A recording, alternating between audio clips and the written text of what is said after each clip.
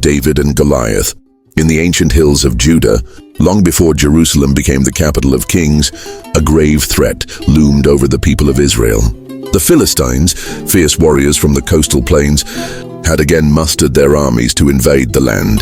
Their strength was not just in numbers or weapons, but in the terror they inspired. This time, they brought with them a secret weapon, a living embodiment of fear, Goliath of Gath.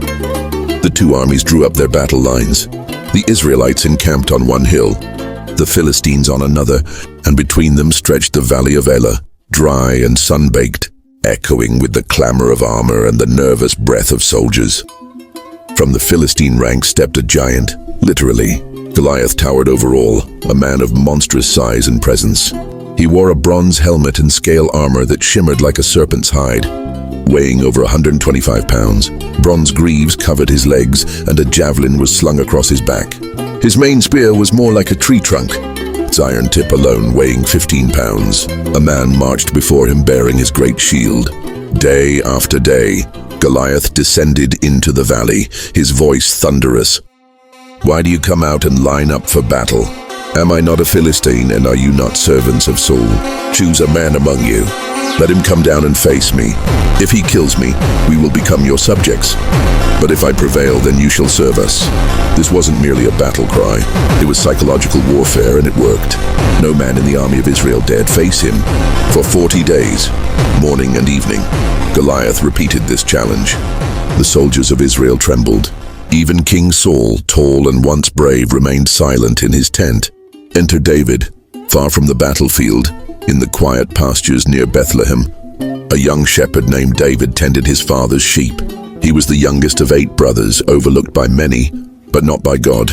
He had a poet's heart, a warrior's courage, and a deep faith in the Lord of Israel. David's 3 oldest brothers had joined Saul's army.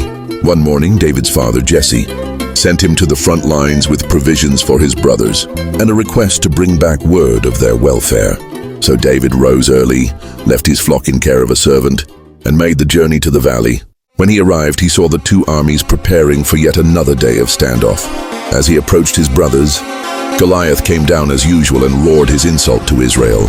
But unlike the others, David was not afraid. He was offended.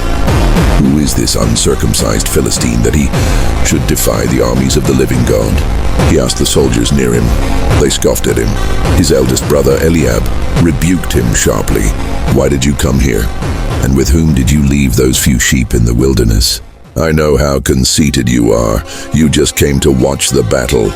But David turned from his brother and continued asking about the reward. Saul had promised to any man who could defeat Goliath riches, marriage to the king's daughter, and exemption from taxes. Word of David's boldness reached the ears of Saul. Before the king, David was summoned. In Saul's tent, surrounded by men older and larger than himself, the shepherd boy stood resolute. "Let no one lose heart on account of this Philistine. Your servant will go and fight him." Saul looked at him with disbelief. "You are not able to go against this Philistine and fight him. You are only a boy, and he has been a warrior from his youth." But David answered, "Your servant has been keeping his father's sheep. When a lion or a bear came and carried off a sheep, I went after it, struck it, and rescued the sheep. If it turned on me, I seized it by the hair, struck it, and killed it.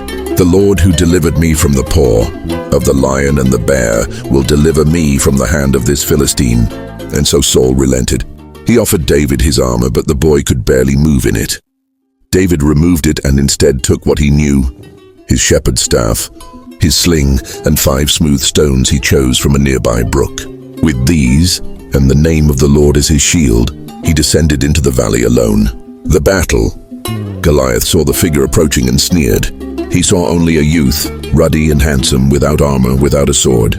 "Am I a dog," Goliath shouted, "that you come at me with sticks?" He cursed David by his gods and vowed to feed his flesh to the birds of the air and the beasts of the field. But David did not falter. His voice rang out, "You come against me with sword and spear and javelin, But I come against you in the name of the Lord, Almighty, the God of the armies of Israel, whom you have defied. Today the Lord will deliver you into my hands. All those gathered here will know that it is not by sword or spear that the Lord saves, for the battle is the Lord's, and he will give all of you into our hands." Then Goliath moved forward to attack. David ran quickly toward the battle line. From his pouch he took one of the stones, placed it in his sling, and slung it with all his might. The stone flew through the air, fast, precise, and struck the Philistine square in the forehead. The giant staggered, then fell face down to the ground. Silence swept the valley. David approached, took Goliath's own massive sword from its sheath, and with a single stroke ended the giant's life. Aftermath. When the Philistines saw their champion slain by a boy, they turned in panic and fled. The Israelite army surged forward in pursuit, driving them back through the gates of Ekron and Gath. That day was a great victory, not just for Israel, but for faith. The belief that God does not save by sword or strength, but by courage and trust in him. David became an instant hero. He carried Goliath's head back to Saul, who asked, "Whose son are you?" "Young man, I am the son of your servant Jesse of Bethlehem," he replied. From that day forward, David's life would never be the same. This young shepherd would rise to become the most beloved king of Israel, a warrior poet and a man after God's own heart.